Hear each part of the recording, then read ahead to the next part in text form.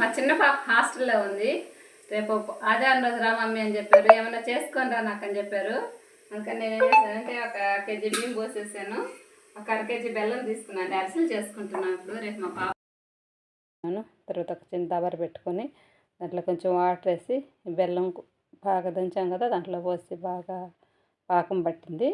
పాకం పట్టిన తర్వాత మనం ఇది దంచుకున్న యాలకులు కొబ్బరి పొడి కూడా దాంట్లో వేసేసాను. తర్వాత మళ్ళీ పాకం పడిన తర్వాత పిండిని పోసి బాగా కలిపెట్టేసాము. తీసి పక్కన పెట్టేసుకొని తర్వాత ఒక పెనం పెట్టుకొని దాంట్లో మన అరిసెలు బాగా తట్టి పలసంగా తట్టుకొని వేసుకున్నాను. చూడండి, అరిసెలు బాగా పొంగాయి కదా. మనం తర్వాత తీసి పక్కన పెట్టేసుకొని దాంతో బాగా ఒత్తేసి పక్కన పెట్టేసానండి. అరిసెలు రెడీ.